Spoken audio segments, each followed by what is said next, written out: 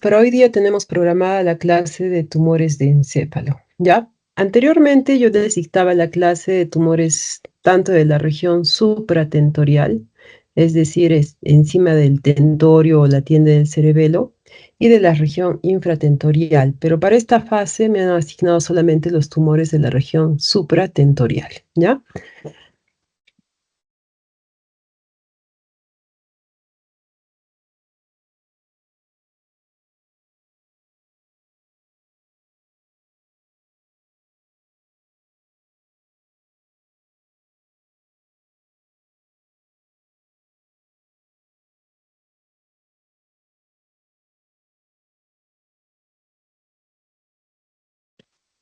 Ya. Bien, chicos, había un poquito de ruido, he tenido que ir a decirle al vecino que baje su volumen. Bien, entonces cuando nosotros hablamos de tumores de la región supratentorial, estamos hablando generalmente de aquellos tumores que van a ser más frecuente presentarse en adultos, ¿ya? Entonces, primera regla de los tumores de encéfalo son que los tumores supratentoriales se presentan con más frecuencia en adultos, ¿ya? A diferencia de los tumores infratentoriales que generalmente se van a presentar en niños. ¿De acuerdo? ¿Quedó claro eso? Eso generalmente es pregunta de examen también. Entonces es necesario que lo tengan muy en cuenta y en consideración. ¿Ya? Entonces esa es la primera regla en general, lo cual no quiere decir que puedan presentarse tumores supratentoriales en niños y de igual manera tumores infratentoriales en adultos, pero esa forma de presentación es muy infrecuente. ¿Ya? Muy bien, entonces cuando nosotros hablamos de tumores del sistema nervioso central o de la región supratentorial específicamente, tenemos que recordar qué tipos de células encontramos en el tejido cerebral. Entonces, aquí en la parte superior, en el lado izquierdo, podemos observar un cerebro en esquema cortado en corte coronal. Entonces, de ahí un pequeño fragmento que está colindante al sistema ventricular, lo hemos agrandado para poder ver qué tipos de células hay allí. Entonces, aquí nosotros estamos viendo células neuronales, pero que están rodeadas de otras que son aquellas que van a hacer eh, las que van a originar los procesos expansivos o tumores, ya las que son susceptibles de formar justamente ese tipo de lesiones. Entonces, por ejemplo, tenemos los astrocitomas, ¿sí? Que están muy relacionados con la formación de la barrera hematoencefálica. Tenemos los oligodendrocitos que en el encéfalo en el sistema nervioso central, están relacionadas con la formación de la mielina alrededor de las axones neuronales, y tenemos la microglía, ¿no? Que está relacionado con la limpieza del sistema nervioso central. Además, tenemos otras células que están recubriendo las cavidades ventriculares, que como ustedes recordarán, son el lugar por donde circula el líquido cefalorraquídeo, denominadas los ependimocitos, ¿ya? En relación al epéndimo, ¿ya? Entonces son las células ependimarias. Bien, todas estas células van a formar tumores que van a tomar sus nombres, ¿no? Astrocitomas, oligodendrogliomas, ependimomas, ¿ya? Entonces, estos corresponderían a los tumores primarios, ya que se forman de células de tejido nervioso, ya son tumores primarios de la región supratentorial del encéfalo. ¿Y cómo vamos a clasificar estos tumores, además de tener en cuenta la estirpe celular de la cual están viniendo?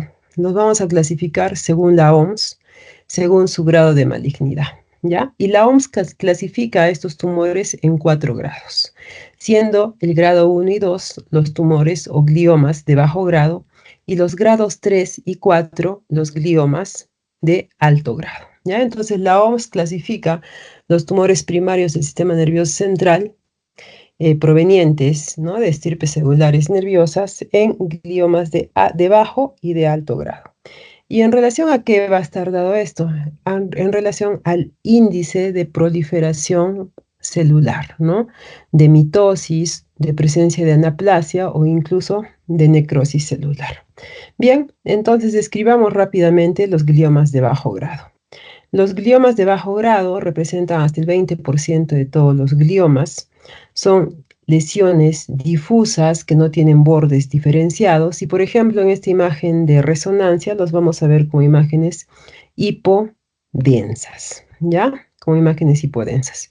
Ya han tenido seguramente ustedes la oportunidad en la práctica de describir estudios de imagen, de tomografía y de resonancia y en forma general poder reconocer o describir algún tipo de lesiones cerebrales, ¿ya? Entonces, como siempre les digo yo a los alumnos de mi grupo, las imágenes en tomografía y en resonancia van a describirse según sus densidades, ¿no? La densidad más oscura está relacionada a la presencia de líquido cefalorraquídeo que se encuentra en el espacio subaracnoideo, que va a tomar una coloración negra. Ese tipo de coloración nos va a poder permitir describir las lesiones en hipodensas o en hipointensas, según sean tomografía o resonancia. Si la lesión es más que todo blanca, o sea, se asemeja a tejido graso en resonancia o a tejido óseo en tomografía, nosotros podemos hablar de lesiones hiperintensas o hiperdensas. Pero si las lesiones están relacionadas a la coloración del tejido encefálico, podemos hablar de lesiones isodensas o isointensas, ¿ya? En este caso, nosotros podemos ver acá una mancha, ¿sí? Parece una mancha, que es una lesión, un tanto más oscura que el parénquima cerebral, por lo tanto decimos que es una imagen hipointensa, ¿ya? Este es un corte axial de una resonancia magnética en una determinada secuencia que nosotros le decimos secuencia T1. Bien, ¿en quiénes se va a presentar con mayor frecuencia los gliomas de bajo grado? Se presenta en adultos jóvenes alrededor de los 35 años y con una predominancia ligera en la población masculina. Más adelante vamos a ver que hay tumores que más bien se van a presentar con mayor predominio en la población femenina. ¿Ya? Pero estos tumores, que son los gliomas en general, se van a presentar con mayor predominancia en el sexo masculino.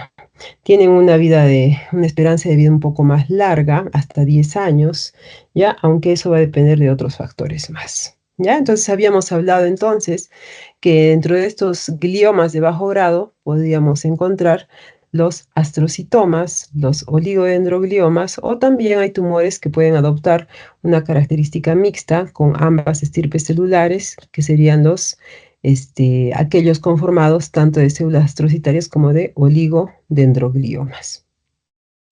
Dentro de estos, los más frecuentes son aquellos provenientes de los astrocitos, ¿ya?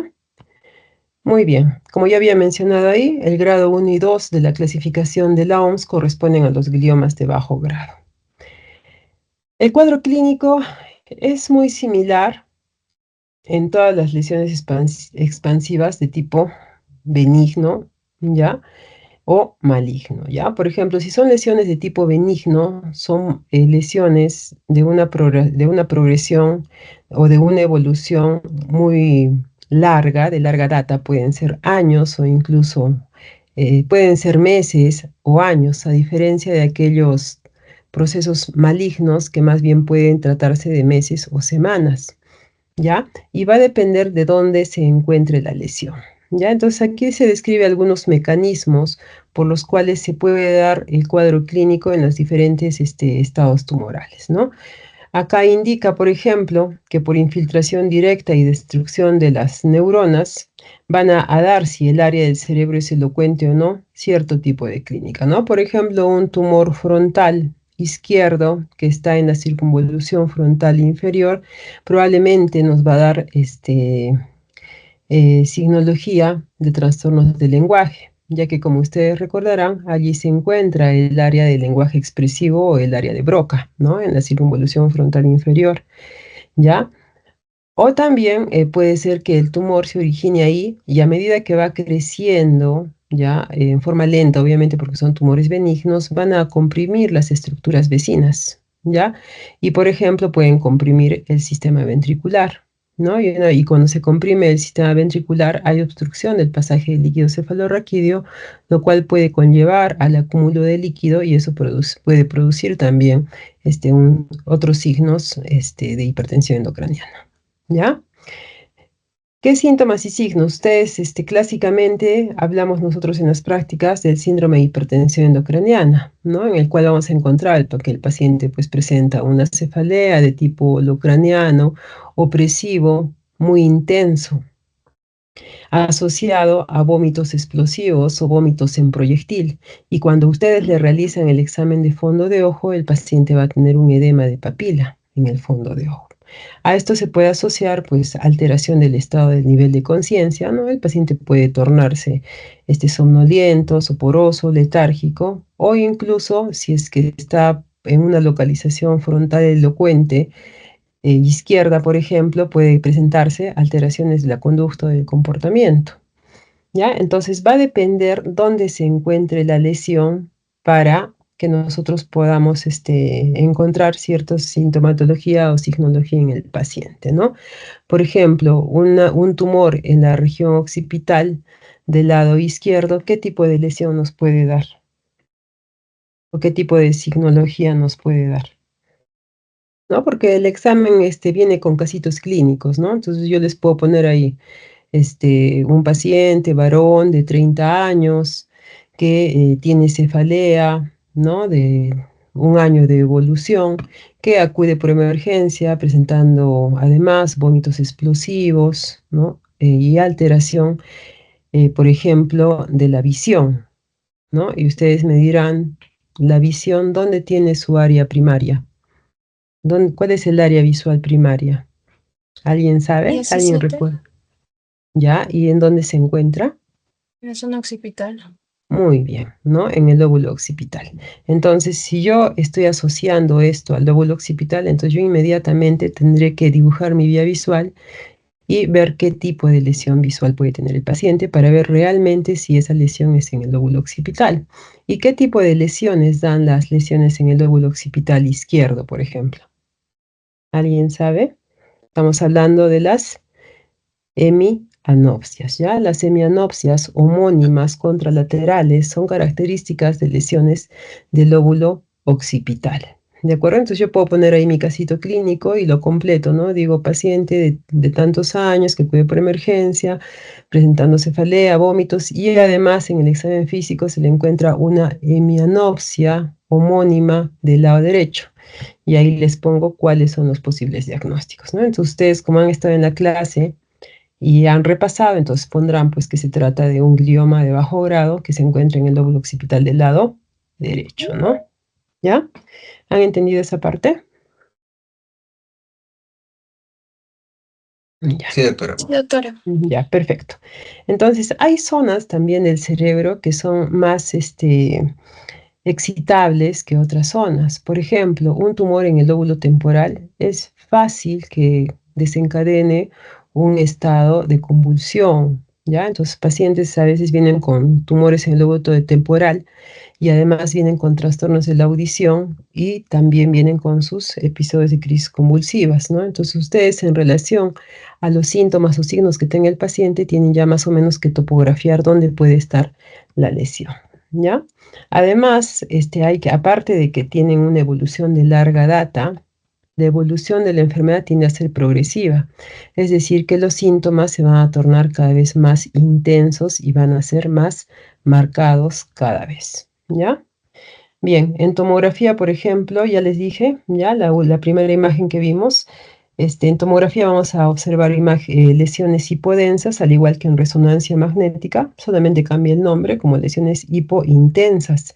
Y cuando nosotros le pedimos la secuencia con contraste, vamos a ver que estas lesiones no realzan el contraste. ¿Ya? Entonces, lesiones que no realzan el contraste son indicativas de baja malignidad.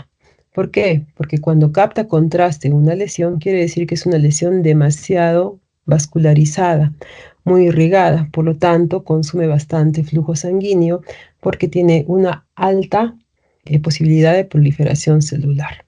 ¿De acuerdo? Entonces, lesiones que no captan contraste son lesiones más tendientes a la benignidad en el caso de los gliomas, ¿ya? Bien, yo les he hecho un resumen, ya, porque hablar de tumores es hablar de libros completos. Hay libros completos de gliomas, hay libros completos de meningiomas, entonces yo solamente he resaltado partes, que a ustedes les va a, les va a servir más adelante como medicina, médicos cirujanos que van a obtener el título, ¿no? Bien, entonces, pacientes, por ejemplo, el paciente que yo les describí, ¿no? Paciente de 35 años que viene con un síndrome de hipertensión endocraniana, probablemente convulsionando o con trastorno visual, ¿qué voy a hacer yo con ese paciente? Entonces, primero, siempre tengo que monitorizar a mi paciente, ¿ya? El síndrome de hipertensión endocraniana, cuando nosotros le hacemos las funciones vitales, se va a caracterizar por otro síndrome que se denomina el síndrome de Cushing, ¿no? O la tríada de Cushing. ¿Ya? ¿Alguien recuerda de qué se trata? Esa tríada que está relacionada con la hipertensión endocraniana. ¿Algún voluntario, Hipertensión por ahí? arterial, bradicardia y alteración en el patrón de la respiración. ¿Cómo te llamas? Aristis, ¿Hasta de mi grupo o no? no, doctora. Ah, ya, pero por lo que veo sí te han enseñado muy bien o lo has estudiado muy bien. Muy bien, entonces tu compañero tiene razón, ¿ya? Cuando yo monitorizo al paciente, además de encontrar la cefalea, ¿no? Un paciente con bastante, una fase sálgica, con vómitos explosivos, monitorizo al paciente y voy a encontrar que está hipertenso, que está de repente bradicárdico, si es que la hipertensión endocrinal es muy marcada, e incluso con alteración del patrón respiratorio.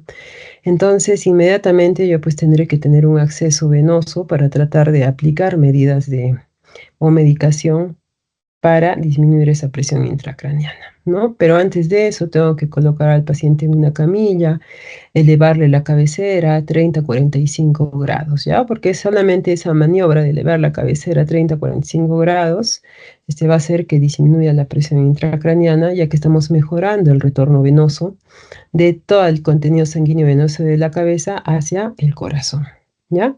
Entonces, ¿qué medicamentos, por ejemplo, nosotros conocemos que disminuyen el edema cerebral de forma rápida?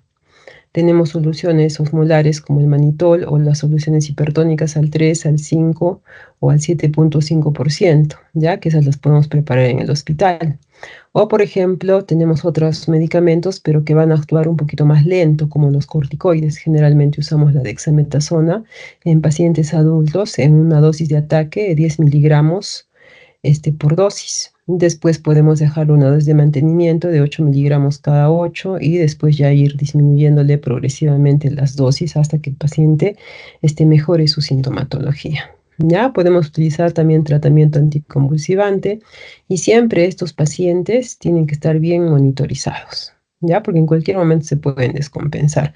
Sobre todo ahora en el hospital en el que yo trabajo, no sé qué ha pasado, hay una ola de ingreso de tumores y no son tumores pequeños, pacientes vienen con tumores ya muy grandes, muy avanzados, ¿no? Entonces, no sé qué está pasando, hay un factor ambiental que está influyendo, que está haciendo que se esté produciendo más procesos expansivos que no los veía antes. Ya, yo ya tengo ya como neurocirujana más de 10 años, más todavía, ya, y antes no teníamos tantos pacientes con procesos expansivos que ahora sí los estamos teniendo cada vez más, ¿ya? Entonces, es una patología frecuente.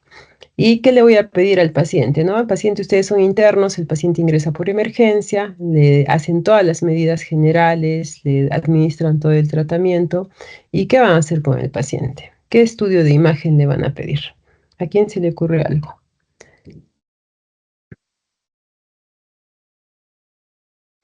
Ya, entonces el gol estándar para los tumores cerebrales es una resonancia magnética cerebral con contraste. Eso también es pregunta de examen, ¿ya? Entonces, si bien es cierto, en los hospitales del Ministerio de Salud no contamos con un resonador, ¿no? Lo único que ustedes van a poder pedir de repente es una tomografía cerebral sin contraste, pero ya en la tomografía cerebral sin contraste, ante la sospecha de un tumor cerebral, le tengo que pedir una resonancia magnética cerebral con contraste que ya el paciente se lo podrá hacer posteriormente una vez que esté ya más estable o más compensado, ¿ya? Finalmente, después de haber hecho un diagnóstico, hay que ver si es factible de realizarse una resección o el retiro, el exéresis del tumor cerebral. Entonces, ahí es donde entramos nosotros, los neurocirujanos, para poder resecar la lesión. Ya nosotros actualmente contamos con una serie de herramientas tecnológicas que nos permiten hacer resecciones amplias de estos tipos de tumores. Los gliomas de bajo grado, ustedes han visto que son tumores que no son muy definidos, ¿no? Tienen los bordes poco exactos. Aquí en la tomografía se ve una imagen hipo intensa, pero cuando uno apertura el cráneo y ve el cerebro, no se diferencia tumor de cerebro normal.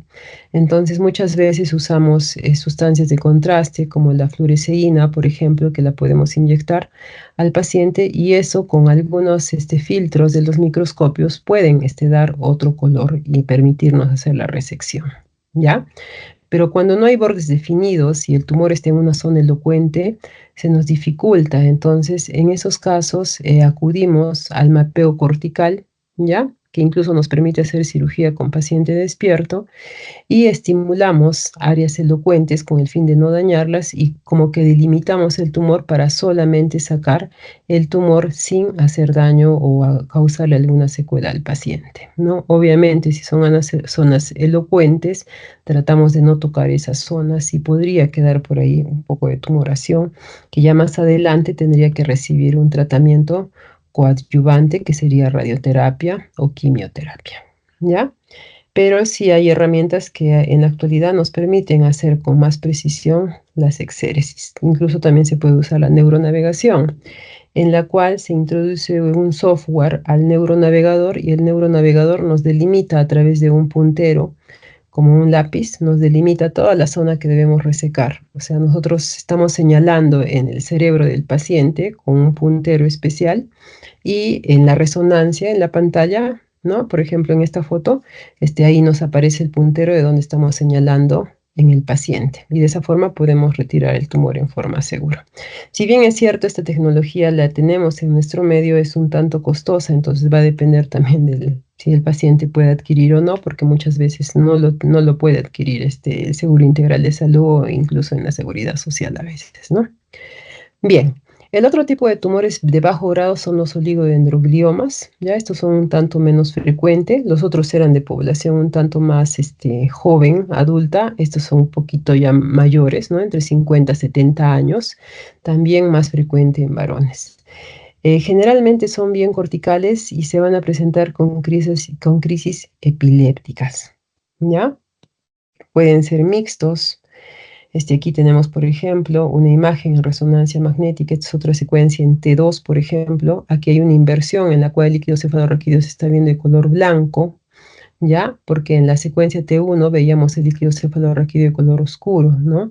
Pero esta secuencia nos está sirviendo para identificar acá la lesión y el edema que hay en relación a la lesión, ¿ya? Al igual que los astrocitomas, son lesiones de crecimiento lento, ¿de acuerdo? Generalmente pueden tener calcificaciones también. Las calcificaciones se ven como el hueso, ¿no? Hiperdensas. Pueden presentarse en forma bilateral, en un hemisferio o en el otro, e incluso pueden ser múltiples. Están relacionados también con la lesión del tejido óseo. Hay dos lesiones en los tumores supratentoriales o tumores en general que pueden dañar el tejido óseo. Uno son los oligodendrogliomas, ya, pregunta examen, y dos son los meningiomas. ¿De acuerdo? Entonces aquí estamos viendo la primera lesión o el primer tipo de tumor que puede dañar la tabla, el tejido óseo craneal, ¿no? El tejido de la bóveda craneal, perdón. Y también pueden formar pues quistes o incluso hemorragias. Ya parece monstruoso, parece maligno, pero es un oligodendroglioma y si se logra retirar el tumor, pues el paciente queda curado. ¿Ya?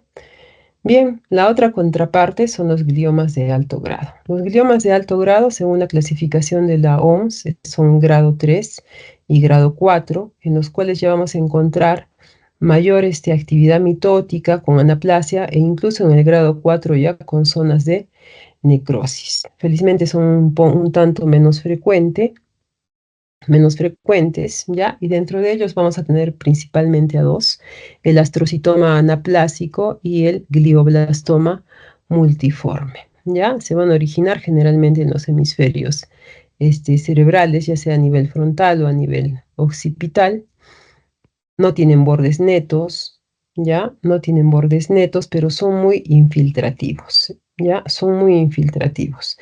Igualmente, cuando nosotros entramos a operar, es muy difícil diferenciar entre el tejido sano y el tejido maligno, pero a comparación de los gliomas de bajo grado, estos tienen una mayor consistencia, un tanto gomosa o chiclosa cuando nosotros queremos resecarlos, y de alguna manera ese tipo de consistencia nos ayuda a delimitar la exéresis de la tumoración, ¿ya? Les dije que el método para estándar imagenológico, ¿cuál era? Si yo veo o sospecho en una tomografía de un tumor cerebral, ¿cuál es el siguiente paso a pedir en el paciente? Una resonancia con contraste. Muy bien, Es están, una están magnética atentos, con chicos. Se ve que han contraste. cenado bien. Ya, muy bien. Pero a esa resonancia magnética con contraste yo le voy a aumentar algo más. Le voy a pedir una resonancia magnética cerebral con contraste más espectroscopía. Ya, la espectroscopía es un estudio adicional de la resonancia que nos va a permitir medir el grado de proliferación celular, de tal forma que se mide el pico de colina. Ya, la colina es un marcador de proliferación celular. Entonces, si hay un pico elevado de colina, quiere decir que eso es un tumor probablemente maligno, ¿no? Y depende del tamaño del pico, yo puedo decir cuán maligno es o no el tumor. ¿Ya? Entonces eso también recuérdense. Un pico aumentado de colina me habla de un proceso neoproliferativo, y si el pico es muy elevado, pues me está hablando de un proceso maligno. ¿De acuerdo? Bien, el otro tipo de tumor maligno es el glioblastoma multiforme. Si el astrocitoma más o menos corresponde a un grado 3 de la OMS, el glioblastoma multiforme corresponde a un grado 4. ¿Ya? Estos son los tumores más malignos del sistema nervioso central. ¿Ya? Son difusos, de mal pronóstico, poca sobrevida. Bien, ahí tenemos una resonancia magnética con contraste, en el cual se ve una imagen heterogénea, ¿no? Con un anillo periférico que capta bastante contraste. Y esta parte hipodensa central corresponde a necrosis tumoral, o sea, se divide tan rápido el tumor que las células también mueren rápidamente, ¿ya? Y se tiende a proliferar, pero en la forma periférica, ¿no? Y como les dije, la captación era un marcador también de malignidad, ¿ya? Bien, tienen una característica especial imagenológica cuando los vemos en resonancia, ya que muchas veces estos tumores atraviesan el cuerpo calloso, dando un aspecto en alas de mariposa. ¿Ya? Entonces ahí vemos en la parte anterior, y aquí podemos ver también en la parte posterior esa conformación en alas de mariposa. Estos gliomas multiformes pueden invadir las leptomeninges y las paredes de los ventrículos. ¿De acuerdo? Hablando de una carcinomatosis meningia, ¿ya? Que también es una de las características de este tipo de tumores muy malignos. Ahí está nuevamente el pico de colina, ¿ya? Que es lo característico cuando nosotros aplicamos la espectroscopía en estos pacientes. Lamentablemente, la esperanza de vida en estos pacientes es muy corta, ¿ya? Una vez diagnosticado, incluso muchas veces operado con quimioterapia y radioterapia, viven menos de un año. Bien, entonces aquí hemos hablado de tumores que se forman de células del tejido cerebral, ¿ya?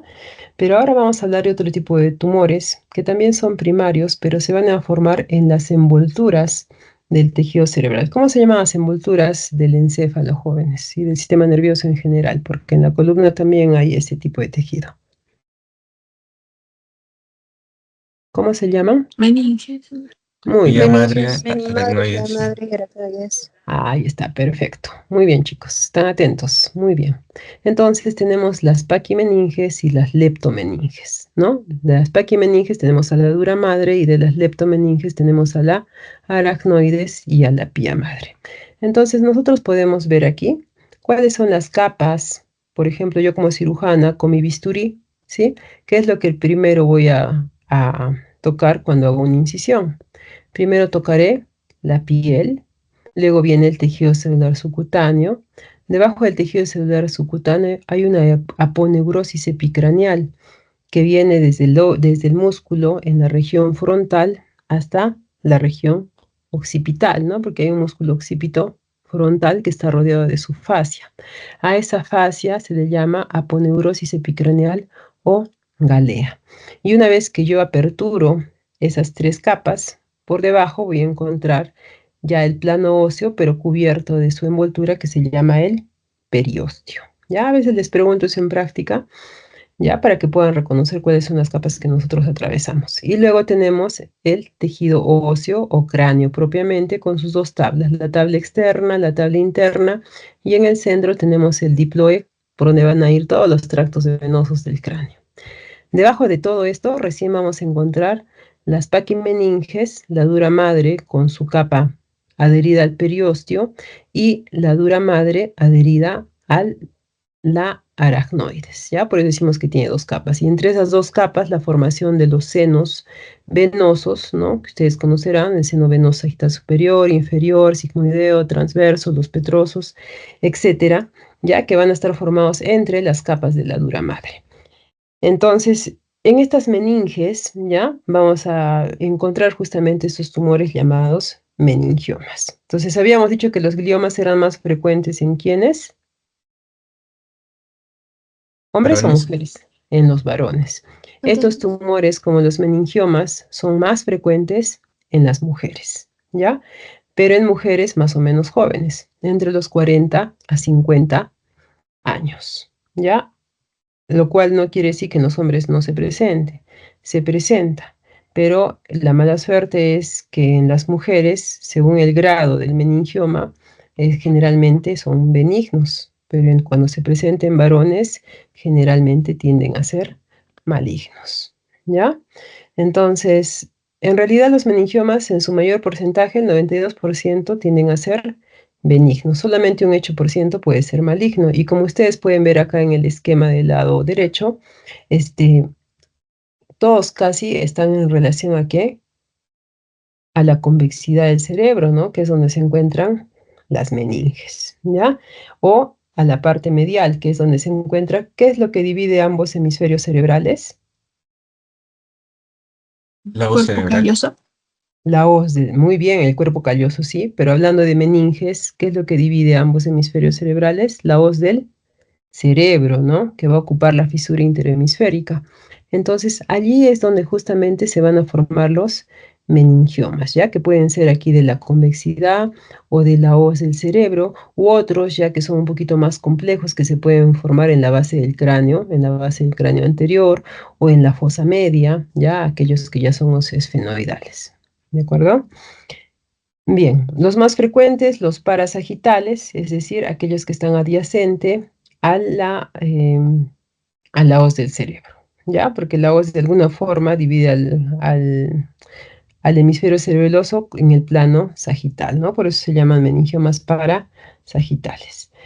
Raramente se pueden encontrar meningiomas en la órbita, en las fosas, en la región paranasal, en la parótida, en el pulmón, en el mediastino e incluso en la glándula suprarrenal. Pero esto es más, menos frecuente, felizmente, ya porque son tumores difíciles de acceder.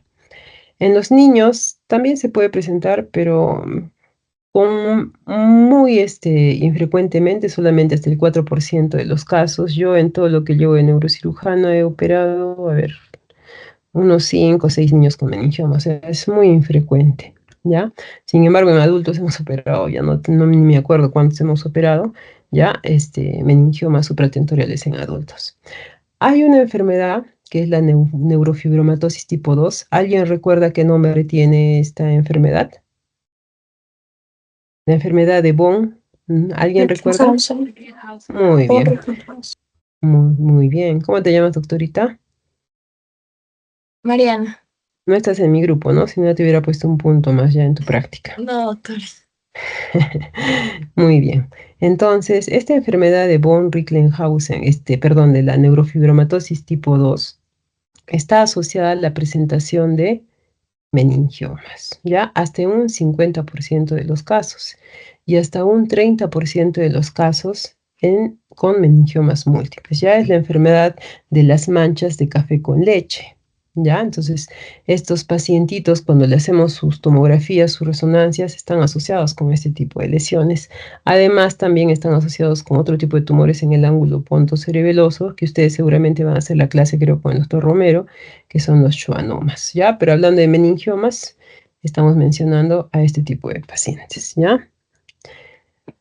Bien, ¿de dónde se forman los meningiomas? Cualquiera diría, pues, de repente, la dura madre, ¿no? Pero exactamente están formándose de otra capa de las leptomeninges, que son las aracnoides, ¿ya? Entonces, los meningiomas se producen de la capa aracnoidea. Generalmente corresponden a tumoraciones de bordes muy definidos, en las cuales cuando uno entra es fácil encontrar un plano aracnoideo a través del cual nosotros realizamos la disección con ayuda de un microscopio, ¿ya? Entonces, se puede encontrar meningioma donde haya meninge, ¿ya? Donde haya meninge, donde haya aracnoides. Entonces, ustedes pueden ahí ver, por ejemplo, parasagitales de la convexidad, de la región esfenoidal, supracelular, ¿ya? Menos frecuentemente en la fosa posterior, pero sí también hemos tenido, ¿ya? Y los más raros, y que también sí yo he tenido la oportunidad de operar, 3 de estos pacientitos son raritos, ya son los meningiomas intraventriculares. Ustedes dirán, pero ¿cómo? Si en el ventrículo no hay aracnoides. Pero a veces puede haber tejidos ectópicos y puede dar la formación de un meningioma intraventricular, ¿no? Si yo veo esta tumoración, en lo primero que pensaría que es. De repente, ¿qué dije que recubría las paredes del ventrículo? ¿Qué tipo de células? Células ependimales. Del Muy bien, ependimoma. por lo tanto, yo podría pensar que este tumor es un ependimoma, por ejemplo. ¿Qué más hay en el sistema ventricular? ¿Qué es lo que forma el líquido Ependimo. cefalorraquídeo en los ventrículos? ¿Qué forma el líquido cefalorraquídeo, jóvenes? Los, ple- Los plexos Muy coroideos. bien, los plexos coroideos, ¿ya? Entonces yo podría pensar que este es un tumor de plexos coroideos, ¿de acuerdo? ¿Ya? Pero eso pensamos cuando lo operamos al paciente, pero cuando el resultado del tumor lo mandamos a patología, anatomía patológica, nos sale que es un meningioma, ¿ya? En, en otros casos. Entonces, los meningiomas, según la O, se clasifican en 3 grados. Primer y segundo grado son benignos y el tercer grado, meningioma papilar, anaplásico y rhabdoide, son meningiomas malignos. Todos los demás son meningiomas benignos, ¿ya? Entonces, estos tumores tienden a crecer generalmente 1 centímetro por año, ¿de acuerdo? 1 centímetro por año. Entonces, también tienden a tener calcificaciones, algunas características pueden comprometer también, les dije, el hueso, formando una deformidad en el hueso que se denomina hiperostosis craneal, ¿ya? En donde el hueso está muy engrosado, incluso cuando nosotros abrimos el cráneo, tenemos que rodear esa parte hiperostósica del hueso para evitar que la tumoración sangre demasiado. Y generalmente está adyacente a la dura formando una cola dural, ¿ya? Entonces, una de las características de estos tumores es que forman una pequeña cola en la dura madre, alrededor de la convexidad. ¿Ven acá unas colitas a los costados? Ese signo de la cola dural es casi patognomónica de los meningiomas, ¿ya? Ahí tenemos, ¿ven? Ahí les consigo una imagen, ¿sí? Entonces acá tenemos una imagen de un meningioma en la región frontotemporal del lado derecho, en el cual se está viendo un realce de contraste aquí en las meninges con esta colita que se denomina cola dural. Y la resonancia no es un buen estudio para ver tejido óseo. Sin embargo, yo veo aquí un engrosamiento de lo que correspondería al tejido óseo, ¿ya? Vemos aquí un engrosamiento que se denomina pues la hiperostosis craneal, que también es una de las características de los meningiomas. ¿Qué otro tumor podía afectar el hueso, aparte de los meningiomas? Oligodendriomas. Muy bien, los oligodendroides. Me van a sacar 20 en su examen, chicos, ¿ya? Los meningiomas, como son tumores benignos, rara vez van a tratamiento coadyuvante. Si uno logra sacar toda la lesión, estos tumores se curan, ¿ya? Pero sacar toda la lesión implica sacar el tumor, las meninges involucradas, y si está comprometido el hueso, también tenemos que sacar el hueso, Ya, entonces, no sé si están acá los chicos de mi grupo, del último martes, en el que operamos un tumor de la región frontal, que justamente era un meningioma que infiltraba tanto hueso como dura madre, y tuvimos que hacer reemplazo. Ya finalmente, una vez retirado el tumor, hacer reemplazo de la dura madre con un injerto de periósteo y también del hueso, con una placa de titanio. ¿Ya? Entonces va a depender pues del grado de resección, cuál es el siguiente paso que nosotros vamos a tener. Bien, entonces ahí nuevamente la cirugía es la elección para el tratamiento. Ya, ahí tenemos, ya, aquí tenemos la dura madre, tejido cerebral, y aquí tenemos el tumorcito, ya que el mismo cerebro ya lo está expulsando casi espontáneamente, como si fuera un parto. ¿Ya? ¿Por qué? Porque está bien delimitado. Sin embargo, no es tan fácil porque debajo del tumor hay una serie de vasos que están alimentándolo. Entonces, a veces uno se emociona, tracciona y puede romper arterias y venas y después puede tener complicaciones, ¿no? Entonces hay que tener mucho cuidado. Y además estamos viendo que el tumor está adherido a la dura madre, o sea, lo está comprometiendo. Entonces, cuando operamos, sacamos el tumor, pero también sacamos toda esta dura madre y colocamos un injerto nuevo para evitar que recidive el tumor. ¿Ya?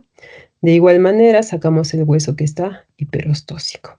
Entonces, según el grado de resección, ya esta escala es bastante antigua, pero todavía nosotros la seguimos usando, podemos hablar de la escala de Simpson, ya que nos va a describir el grado de resección tumoral que hagamos. Si sacamos toda la tumoración, dura madre y hueso, hablamos de un Simpson 1. Pero si sacamos parte solamente, ya hablaremos de un Simpson 2, por ejemplo, sacamos solamente el tumor, pero se queda la dura madre involucrada, o 3 cuando la resección ha sido aparentemente completa, pero solamente se ha coagulado la parte de la dura madre que está comprometida, ¿ya? Y 5, pues si es una descompresión simple, o sea, se ha sacado parte solamente del tumor, ¿no? Entonces, según esta escala de Simpson, nosotros podemos predecir qué porcentaje de recidiva va a tener ese paciente, ¿no? Hemos tenido casos en los que incluso habiendo hecho una resección de grado 1, o sea, total, hasta en el 10% de los pacientes se puede presentar una recidiva tumoral, ¿ya? Entonces, imagínense un grado 5. Entonces, por eso siempre hay que tratar de sacar todos los tumores. Es poco frecuente que nosotros enviemos un paciente a radioterapia, como son tumores benignos y de crecimiento lento, casi los grados 1 y 2 no los enviamos.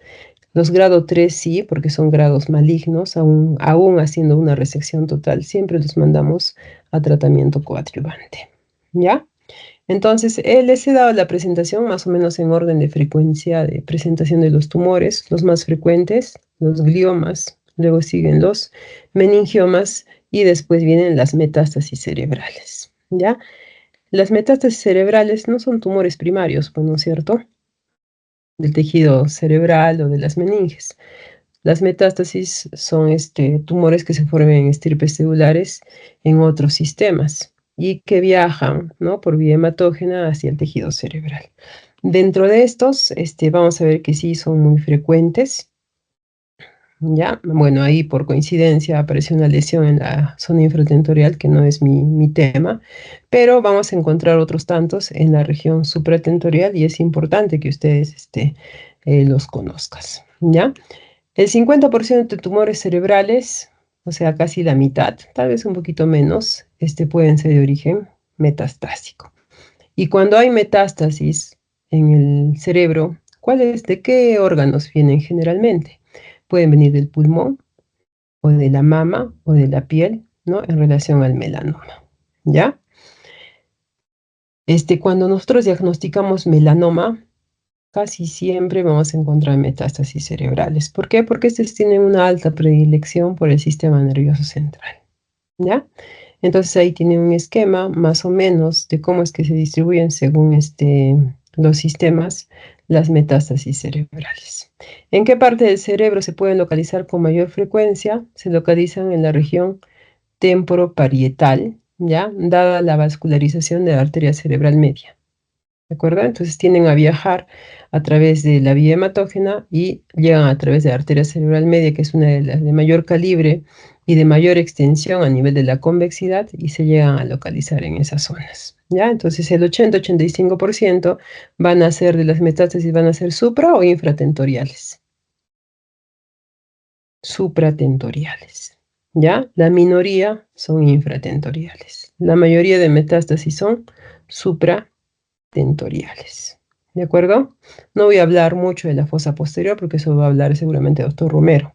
Y de aquellas metástasis, hay pacientes que vienen con accidentes cerebrovasculares hemorrágicos y uno piensa que es un aneurisma o es una malformación vascular, pero cuando hace todo el estudio resulta que ha sido una apoplejía tumoral por un tumor metastásico. ¿Y de qué tipo de tumores vienen generalmente estas metástasis que sangran? Generalmente son de células germinales, de los hipernefromas o incluso de los melanomas. Ya más frecuentemente yo he visto los melanomas. Rara vez he visto hipernefromas o células germinales. Pero cuando he encontrado así apoplejías tumorales de tipo metastásicos, patología operábamos y salían melanomas. ¿Ya? Pueden ser únicas o pueden ser múltiples. ¿Y qué nos va a ayudar a ver si son únicas o múltiples? La resonancia magnética. ¿Ya? Generalmente en tomografía tienen baja especificidad para encontrar este tipo de lesiones. Por eso antes de nosotros intervenir a un paciente, siempre pedimos la resonancia. ¿Por qué? Porque si yo en tomografía veo una lesión, lo puedo operar. Pero si yo después de la tomografía le hago la resonancia y veo que no es una lesión, lo he operado por gusto, porque ese paciente igual el pronóstico es malo a corto plazo. Por eso es que siempre hacemos la resonancia antes de intervenir al paciente.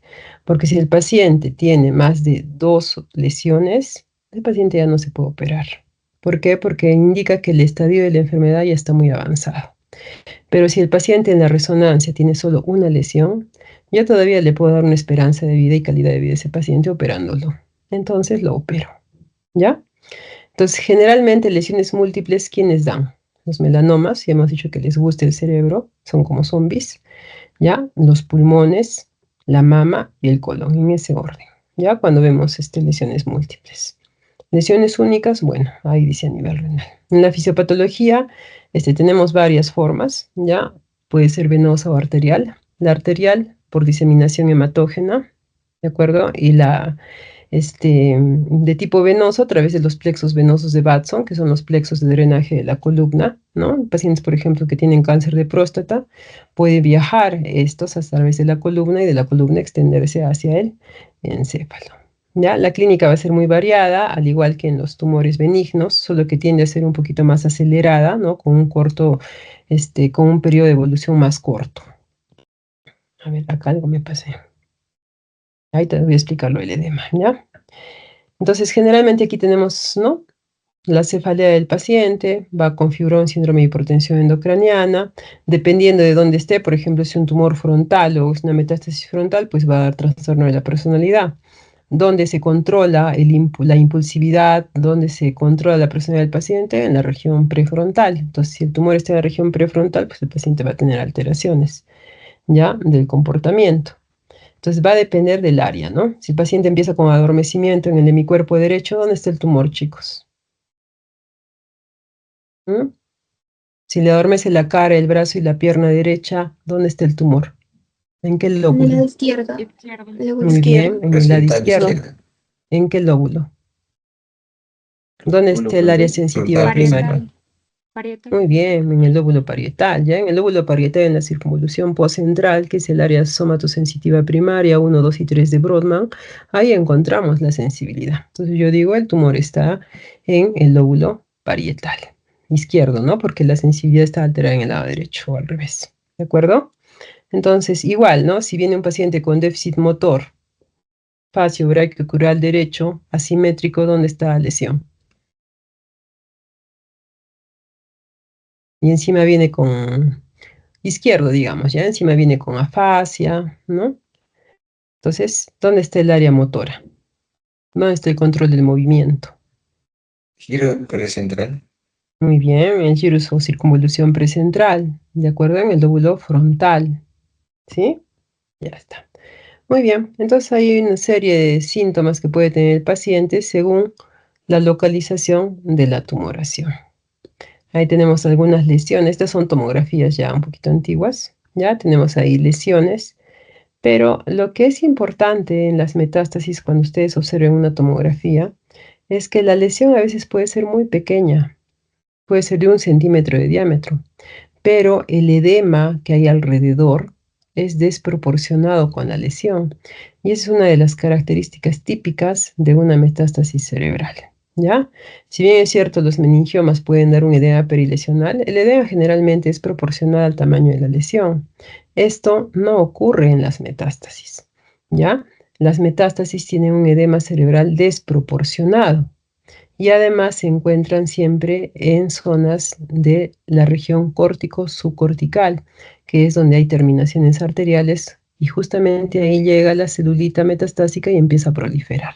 ¿Ya? Entonces las lesiones metastásicas se van a encontrar en una ubicación córtico-subcortical, van a tomar el contraste, hemos dicho que son malignas, ¿ya? Las metas son malignas, van a realzar bastante con el contraste y además van a tener un edema digitiforme desproporcionado al tamaño de la lesión.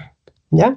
Es importante que ustedes vean en una imagen. Y yo cuando veo una imagen así, yo ya sé, esto es una metástasis, digo, ¿no? Y todavía puedo decir qué tipo de metástasis es. Si es una, si son varias, si ha sangrado, si no ha sangrado, yo ya puedo decir. Y me voy directamente, ¿no? A buscar el órgano que puede estar dañado, ¿no? Por ejemplo, si sospechando de un melanoma, inmediatamente yo desvisto al paciente y empiezo a buscar dónde está el melanoma. No, estoy sospechando un cáncer de mama, igualito, me voy de frente a la mama y busco la mama. ¿Ya? Pero a estos pacientes, además de hacer los estudios de resonancia magnética cerebral con contraste, es necesario buscar el foco de origen del tumor. Entonces, para eso le tengo que pedir tomografía, que puede ser de tórax, abdomen y pelvis. Les pido incluso mamografías, les puedo pedir gammagrafías, o bueno, ya de repente más adelante incluso resonancia de todo el cuerpo, que es lo que hacen a veces en el IREN, ¿no? Que es el Instituto Especializado en Neoplasias. Bien, el tratamiento de las metástasis pues es multidisciplinario, ¿no? Aquí intervienen ya otras especialidades, pero a nosotros como neurocirujanos nos toca pues decidir si se puede o no se puede operar esa lesión, ¿no? Porque como les dije, si ya la enfermedad está muy avanzada, ya no tiene o vale la pena operar porque más estoy sometiendo a un riesgo, una cirugía cerebral es un riesgo para el paciente, ¿ya? Bien. Y por último vamos a hablar de los adenomas de hipófisis, ya que son otro tipo de tumores frecuentes en el encéfalo. ¿Qué razón? Creo que ya nos hemos pasado un poquito del tiempo. ¿Tienen tiempo todavía, chicos, o lo dejamos ahí? Creo que termina, doctora. O sea, termina el tema. No hay problema. Ok, tienen tiempo. Ya, perfecto, Exacto. chicos. Entonces nos vamos hasta mañana. Ya. No, ya faltarán 5 a 10 minutos, chicos, ¿ya? Bien, los adenomas de hipófisis son tumores benignos. Como su nombre lo dice, se forman en la glándula hipófisis o pituitaria que se encuentra en la base del cráneo en la fosa media, en la silla turca, ¿ya? Ustedes recordarán, la glándula hipófisis tiene una parte anterior y una parte posterior, ¿ya? Los adenomas generalmente se van a formar de la región anterior. ¿Listo? ¿Qué células o qué hormonas se producen en la adenohipófisis entonces? ¿Qué hormonas se producen en la adenohipófisis? Para hacerlo un poquito más rápido, ahí tenemos la hormona de crecimiento, la hormona estimulante de tiroides, adenocorticotrópica, ¿sí? Estimulante folicular, luteinizante, la prolactina, ¿no? Muy importante, en el momento de la lactancia. Y hay otras dos hormonas que se depositan más bien en la neurohipófisis y que cuando hay adenomas puede verse afectada su secreción. ¿De acuerdo? ¿Qué hormonas son? La hormona antidiurética o vasopresina y la ocitocina. ¿De acuerdo? Bien, pero ¿dónde se forman los adenomas? Generalmente acá, en la zona intermedia, en la parte intermedia o en la adenohipófisis, ¿ya? Y también para entender un poquito de la clínica de este tipo de tumores, tenemos que saber qué estructuras se encuentran alrededor. Entonces tenemos aquí la hipófisis que está rodeada por el seno cavernoso, que está muy estrechamente relacionado con el pasaje de ciertos pares craneales, tercer, cuarto, sexto par y primera rama de B1.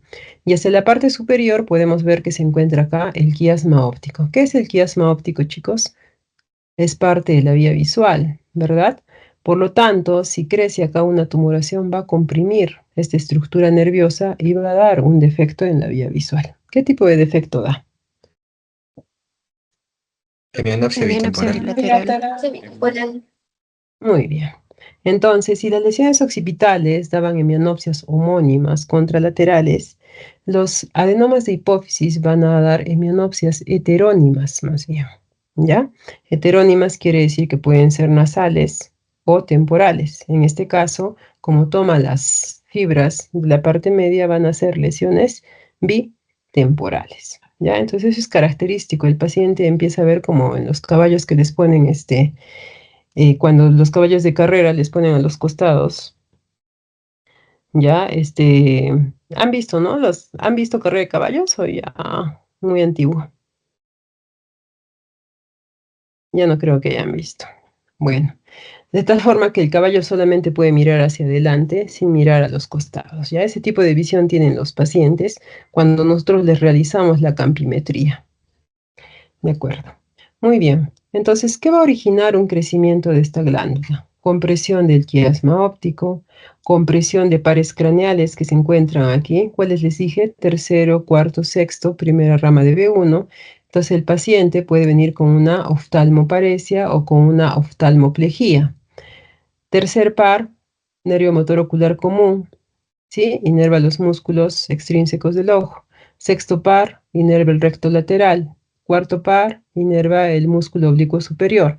Entonces, si estos nervios están comprometidos en forma aguda, como se da en una apoplejía hipofisiaria o en forma crónica, pueden dar alteración en los movimientos, en los movimientos oculares. ¿De acuerdo? Ya está. ¿Qué más puede dar este paciente? ¿Qué más puede tener este paciente? Va a tener trastornos hormonales, ¿ya? Entonces representan hasta el 10% de las neoplasias. Es muy frecuente ver este tipo de tumores, que son los prolactinomas, ¿ya? Más específicos en el sexo femenino, u otros relacionados, por ejemplo, con el síndrome de Cushing, ¿ya? Tenemos también alteraciones en las células formadoras de la hormona de crecimiento, pero esto más bien es más frecuente en los varones, ¿ya? Entonces, aquellos relacionados con la ACTH y con la prolactina van a estar relacionados con el sexo femenino, pero aquellos relacionados con la hormona de crecimiento van a estar más frecuentemente relacionados al sexo masculino, ¿ya? Prolactinomas femenino, hormona de crecimiento masculino. Son frecuencias, ¿ya? Pero se puede presentar en ambos. Bien, entonces acá les algo de clínica, ¿no? Los prolactinomas, ¿qué tipo de clínica van a dar? Además de la compresión ocular o de pares craneales. Puede tener hipogonadismo, el paciente puede venir con secreción láctea a través, ¿no? de los pezones, la galactorrea. Los pacientes que tienen acromegalia vienen con una facies acromegalia, en ellos hay que investigar, ¿no? Un adenoma hipofisiario, o aquellos pacientes que vienen con una obesidad centrípeta, con estrías violáceas en el abdomen, con hipertricosis, tenemos que sospechar en un paciente con síndrome de Cushing, ¿ya? Pero hay también tumores de la hipófisis que pueden ser no secretores de hormonas, ¿ya? A ellos les decimos tumores no funcionantes, pero por compresión pueden producir un panhipopituitarismo y en esos casos es necesario dar una terapia de reemplazo hormonal. Entonces pueden dar síntomas de hipersecreción, ¿no? En relación, por ejemplo, a los prolactinomas o a los pacientes que tienen acromegalia, o de hiposecreción por compresión de esas células que son sanas por un adenoma no funcionante. Bien, entonces ahí tenemos lo mismo. Por ejemplo, este paciente, ¿qué tendrá, chicos? Paciente varón, tiene un adenoma de hipófisis. ¿Qué tendrá? Acromegalia. Es un paciente con acromegalia, ¿no? Tiene una pronunciación, ¿no? De las eminencias óseas de la cara, en la región superciliar, un engrosamiento también de los tejidos blandos, ¿no? Este paciente tiene a tener también macroglosia, un engrosamiento de los labios, ¿no? Del mentón, los pacientes que tienen acromegalia. Este paciente, ¿qué tipo de adenoma tendrá? Paciente obeso, ¿no? Con una obesidad central, ¿sí? Estrías violáceas, un paciente varón, miren, tiene prácticamente acá ginecomastia incluso, ¿sí? ¿Qué creen que tenga este paciente? Tiene hipertricosis, miren, tiene vello en el ACTH. pecho. Ya, muy bien, ACTH, ya es un síndrome de Cushing. En estos pacientes tenemos que investigar la presencia de un adenoma, ¿ya? Muy bien. Hay otro tipo de adenomas menos frecuentes, ¿ya? Por ejemplo, los de la TSH o los de la FSH o LH son poco frecuentes. Entonces ya habíamos dicho por la relación anatómica que tiene la hipófisis, este paciente puede tener pérdida visual, incluso, ¿no? Si esas semianopsias progresan. Esta paciente tiene, ¿cómo se llama esto? Que tiene la paciente en la hemicara del lado derecho sería, ¿no? Ptosis palpebral. ¿Qué par craneal está afectada en esta paciente? Tercera. Tercer par craneal. Muy bien. ¿Ya? Entonces, esta paciente, por ejemplo, una paciente joven, viene a emergencia porque en forma súbita ha presentado oftalmoplegia, ¿no? De este ojo del lado derecho. Entonces, uno le abre el ojito y el ojo está totalmente paralizado, no lo puede mover hacia afuera, hacia adentro, ni hacia arriba, ni hacia abajo, y encima tiene una ptosis palpebral. Entonces, en estos pacientes que en forma aguda pueden presentar esto, hay que descartar una hemorragia de la glándula hipófisis por un adenoma hipofisiario. Eso se denomina apoplejía tumoral.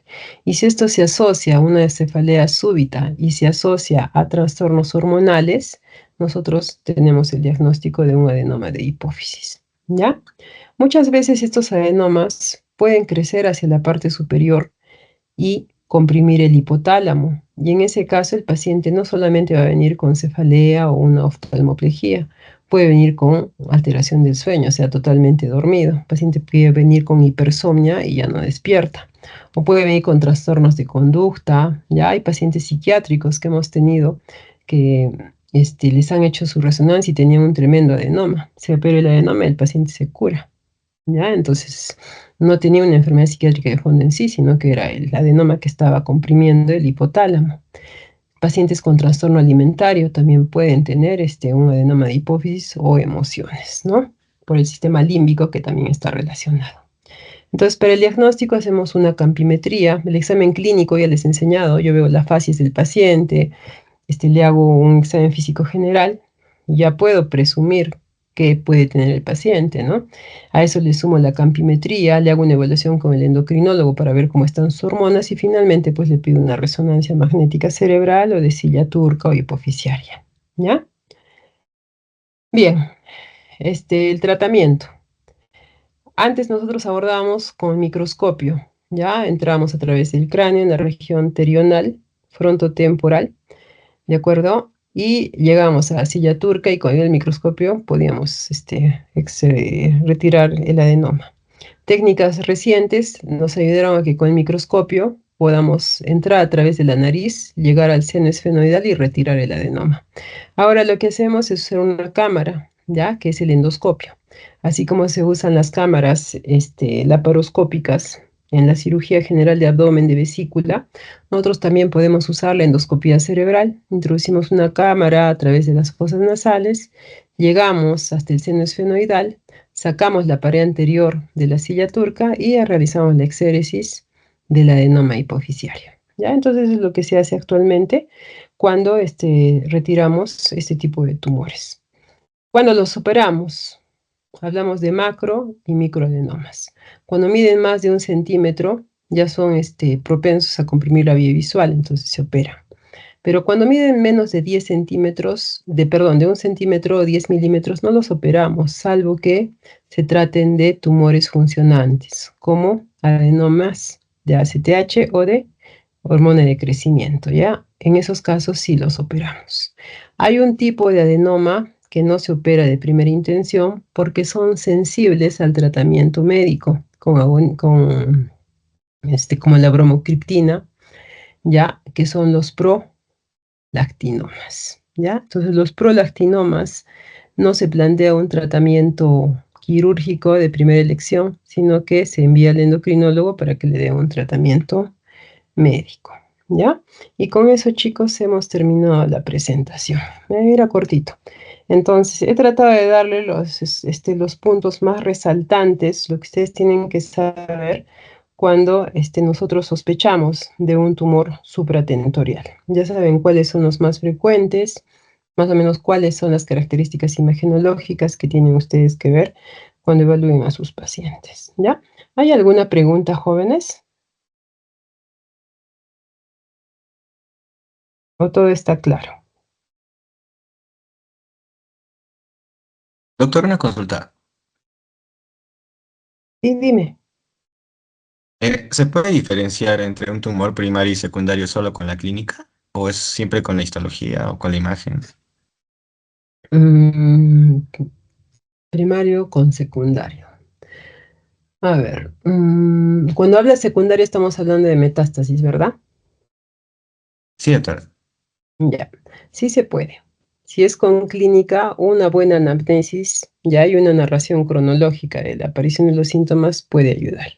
Como los metástasis son tumores malignos, generalmente tienen un grado de progresión más acelerado y generalmente también tienen el antecedente de lesión en otro sistema, ¿no? Por ejemplo, pacientes que tienen metástasis cerebral y que tienen cáncer de pulmón, ¿no? O hemos superado hace poco una paciente que se ha operado de cáncer de cervix, ¿ya? Le han hecho una exéresis del cuello uterino, pero la paciente a los 2 meses viene con sintomatología clínica. Entonces nosotros por el antecedente ya podíamos pensar, ¿no? De que se trataba de un proceso metastásico, ¿ya? Entonces también orienta mucho los antecedentes, ¿no? Como ustedes hacen la recolección de los datos del paciente en relación a los antecedentes y a los síntomas más importantes. ¿Ya? La evolución de la clínica del paciente va a mandar bastante. Mientras los tumores benignos tienen una larga evolución de años, un meningioma les he dicho que puede crecer 1 centímetro por año, ¿no? Entonces, pacientes vienen con 3 años de cefalea, ¿no? Pero una metástasis, por ejemplo, no te va a dar tanto tiempo, un mes, incluso a veces semanas, ya el paciente empieza a manifestar sintomatología, ¿ya? Ujú. ¿Alguna otra pregunta?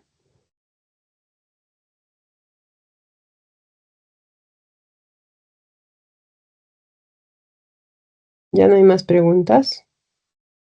Ya todo está claro, doctora.